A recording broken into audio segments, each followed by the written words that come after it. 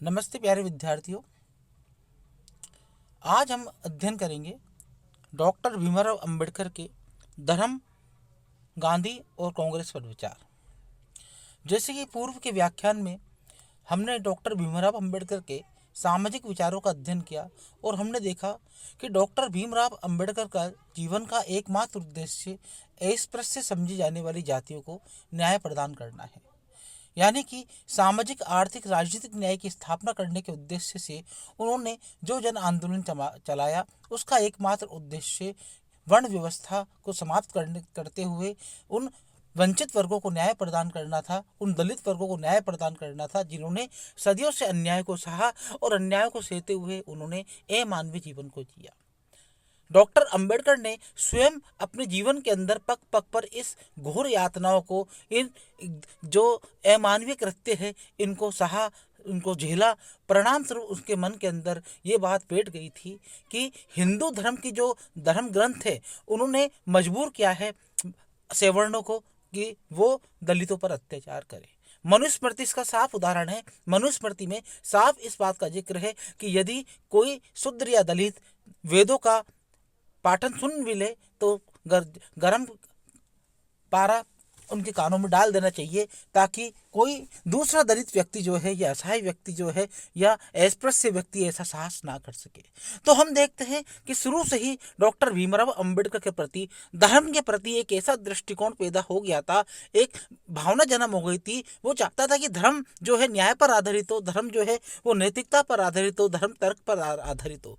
धर्म का उद्देश्य व्यक्ति व्यक्ति के मध्य सामंजस्य, भाईचारे और ऐसे सहयोग की स्थापना करना है ताकि समाज के अंदर आपस में सुख शांति से रह सके। लेकिन जो धर्म व्यक्ति व्यक्ति के मध्य भेदभाव करता है, व्यक्ति व्यक्ति के मध्य ऐसा भाव उत्पन्न कर देता है कि वो अछूत है और हम सवर्ण हैं, तो ऐसा धर्म धर्म नहीं हो सकता है। तो हम देखते हैं कि डॉक्टर भीमराव अंबेडकर जो है वर्ण व्यवस्था के एकदम बिल्कुल विरुद्ध थे, और हिंदू धर्म जो है वो वर्ण व्यवस्था पर आधारित है। यानी कि हिंदू धर्म के अंदर जो वर्ण व्यवस्था है वो कर्म के स्थान पर जन्म पर आधारित है। अगर हम वैदिक काल से पूर्व पहले की बात करें तो ये जो व्यवस्था थी कर्म पर आधारित थी, लेकिन वैदिक काल के बाद जो है धीरे धीरे जन्म पर आधारित हो गई। वर्ण व्यवस्था के अंदर 4 वर्ण आते हैं। ब्राह्मण वर्ग, जिन्हें पाठन और धर्म का एकाधिकार प्राप्त है। क्षत्रिय वर्ग, जिसे राज्य का संचालन करने का अधिकार प्राप्त है। वैश्य वर्ग, जिन्हें व्यापार वाणिज्य का अधिकार प्राप्त है। और चौथा है अछूत या दरिद्र या शूद्र वर्ग, जिसको तीनों वर्गों की सेवा करनी है। अर्थात इस आधार पर हम देखते हैं कि तीनों वर्णों ने जो ऊपर के हैं, उन्होंने अछूतों पर, दलितों पर अत्याचार करना प्रारंभ कर दिया। इस प्रकार हम देखते हैं कि जो शूद्र वर्ग है उनको ना तो पढ़ने का अधिकार प्रदान किया गया, ना व्यापार वाणिज्य का अधिकार प्रदान किया गया, यहाँ तक कि उन्हें, यानी कि उनके रास्तों से निकलने का अधिकार भी नहीं दिया गया। परिणाम ये हुआ कि जो शूद्र वर्ग है वो धीरे धीरे दयनीय स्थिति में आते चले गए, और परिणाम स्वरूप एक लंबी अवधि के बाद हम देखते हैं कि समाज की वो धारा से बिल्कुल ही कट गए। ना तो उन्हें सामाजिक अधिकार प्राप्त थे, ना ही राजनीतिक अधिकार प्राप्त थे, ना ही आर्थिक अधिकार प्राप्त थे, ना कुछ। इस प्रकार हम देखते हैं कि जिस प्रकार एक पशु की स्थिति समाज के अंदर होती है, उसी प्रकार से उनकी स्थिति समाज के अंदर थी। और डॉक्टर भीमराव अंबेडकर ने इसी स्थिति को ध्यान में रखते हुए धर्म पर विचार व्यक्त करते हुए कहा कि धर्म व्यक्ति के लिए है, व्यक्ति धर्म के लिए नहीं।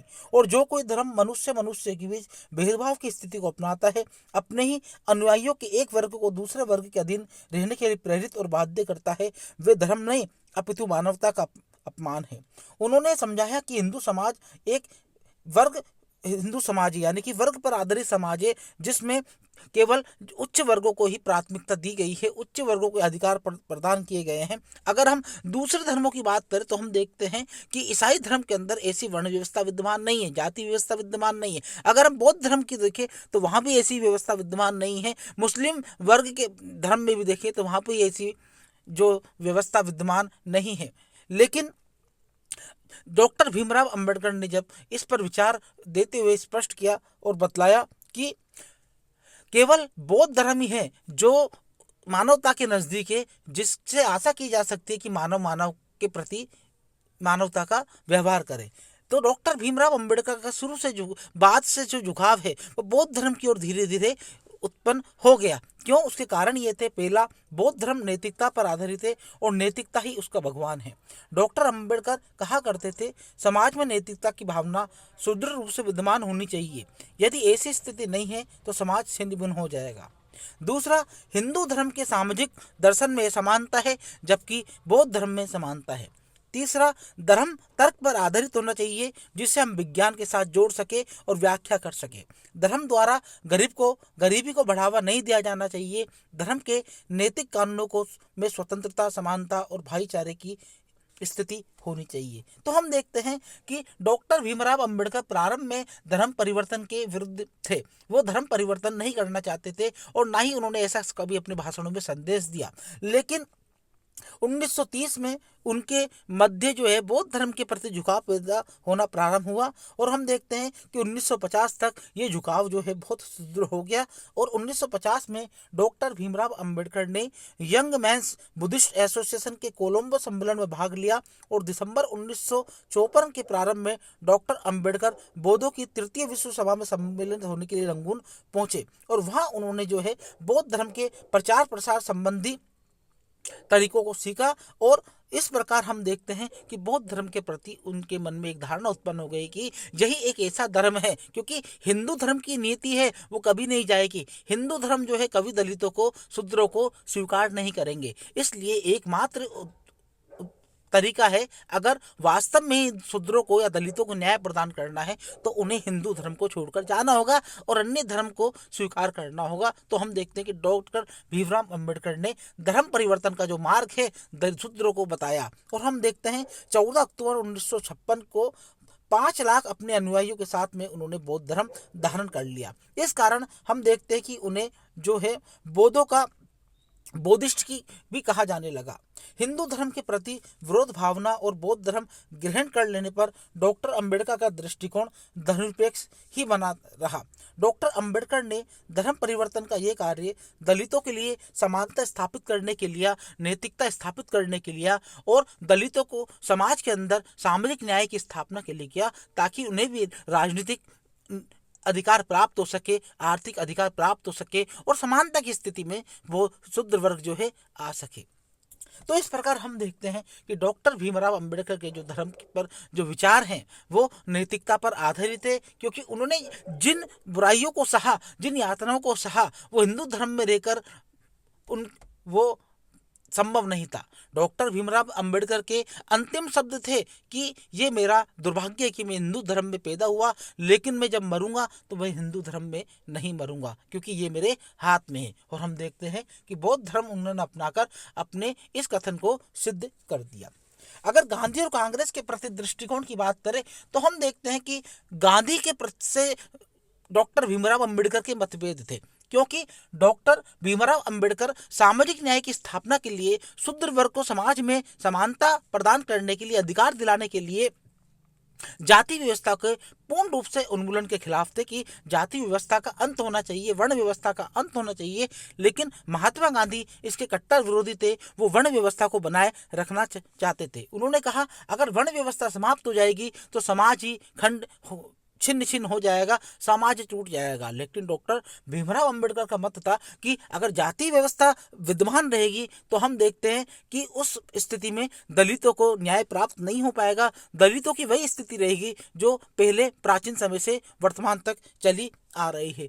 तो हम देखते हैं कि डॉक्टर भीमराव अंबेडकर के जो गांधी से मतभेद थे उसका पहला कारण तो यही था कि गांधी जी जो है वो वर्ण व्यवस्था के समर्थक थे, जबकि डॉक्टर भीमराव अंबेडकर जो है वो वर्ण व्यवस्था का पूर्ण रूप से खात्मा करना चाहते थे। दूसरा कारण था कि द्वितीय गोलमेज सम्मेलन में डॉक्टर भीमराव अंबेडकर ने प्रबल रूप से यानी कि दलितों को राजनीतिक अधिकार देने की बात इंग्लैंड के अंदर की, और उन्होंने कहा कि जिस प्रकार से ईसाइयों को, सिखों को और मुस्लिमों को पृथक से प्रतिनिधित्व प्रदान किया गया है ताकि वो अपने प्रतिनिधि चुन सके और उसके माध्यम से जो है वो अपनी बात समाज में और सरकार तक पहुंचा सके, लेकिन दलितों के पास में ऐसा अधिकार नहीं है। परिणाम यह है कि दलितों के जो लोग हैं वो एक भी जो व्यक्ति है वो राजनीतिक रूप से किसी जो वैधानिक संस्था है उसमें स्थान प्राप्त नहीं कर पाता है। तो हम देखते हैं कि डॉक्टर भीमराव अंबेडकर ने पूर्ण रूप से इस बात का समर्थन किया कि दलितों को भी अलग से प्रतिनिधित्व प्राप्त होना चाहिए। तो हम देखते हैं कि 1932 में मैकडोनाल्ड पंचायत के माध्यम से दलितों को पृथक से प्रतिनिधित्व प्रदान कर दिया। महात्मा गांधी इस बात से बहुत क्षुब्ध हुए और उन्होंने इसका तीव्र विरोध किया। उन्होंने कहा कि ऐसा करने से समाज का जो ताना बाना है, जो समाज का ढांचा है, वो टूट जाएगा। लेकिन डॉक्टर भीमराव अंबेडकर ने इसका पूर्ण समर्थन करते हुए कहा कि नहीं, इससे समाज और सुदृढ़ होगा, क्योंकि जब समाज के जो वंचित वर्ग है, जो दलित वर्ग है, जो ऐसा अमानवीय कार्य कर रहा है, अगर वो राजनीति में आएगा तो परिणाम स्वरूप वो अपने मन की बात कह पाएगा, अपने अधिकारों की बात कह पाएगा और इससे इस वर्ग का विकास होगा, इससे इस वर्ग को अधिकार प्राप्त होंगे और परिणाम स्वरूप समाज का जो ढांचा है और अधिक विकसित होगा, जो हमारा संकल्पना है वो और अधिक सुदृढ़ होगी। लेकिन महात्मा गांधी इस बात को नहीं माने और हम देखते हैं कि महात्मा गांधी ने आमरण अनशन स्टार्ट कर दिया। परिणाम स्वरूप महात्मा गांधी को और डॉक्टर अंबेडकर के मध्य पूना पैक्ट पर हस्ताक्षर करने पड़े और डॉक्टर अंबेडकर ने कांग्रेस के दबाव के अंदर और गांधी के दबाव के अंदर हम देखते हैं कि पूना पैक्ट पर हस्ताक्षर करते हुए इस प्रतिनिधित्व को समाप्त करने की बात को दोहराया। सन 1956 में जब अंबेडकर और उसके अनुयायियों ने धर्म परिवर्तन किया तब गांधी जीवित नहीं थे। अगर वो जीवित होते तो वो इस कार्य का भी विरोध करते। लेकिन हम देखते हैं कि डॉक्टर भीमराव अंबेडकर का जो दर्शन है, जो उसकी विचारधारा है, कि वो एक ऐसी यथार्थवादी विचारधारा है क्योंकि उन्होंने उस चीज को सहा। इसलिए डॉक्टर भीमराव अंबेडकर कहते थे कि जो दलित नहीं है, जो शूद्र नहीं है, जिन्होंने दलितों और शूद्रों की तरह अमानवीय यातना को नहीं भोगा है, उन्हें दलितों उद्धान संबंधी या दलित के उत्थान संबंधी बात कहने का कोई अधिकार नहीं है, क्योंकि उन्होंने कभी ऐसा नहीं कहा है। डॉक्टर अंबेडकर का मत था कि हिंदू समाज के अंदर जब तक वर्ण व्यवस्था कायम है, सवर्णों के मध्य ऐसी सोच कभी विकसित नहीं हो सकती है कि वो दलितों को अधिकार प्रदान करे। तो इस प्रकार हम देखते हैं कि डॉक्टर भीमराव अंबेडकर के जो ये गांधी और जो धर्म पर विचार है, वो ऐसे विचार थे जिसका उद्देश्य समाज के अंदर सामाजिक न्याय की स्थापना करना था, ताकि एक ऐसे वर्ग को समाज में उचित स्थान प्रदान किया जा सके ताकि वो भी सर उठाकर समाज में जीवन यापन कर सके। धन्यवाद।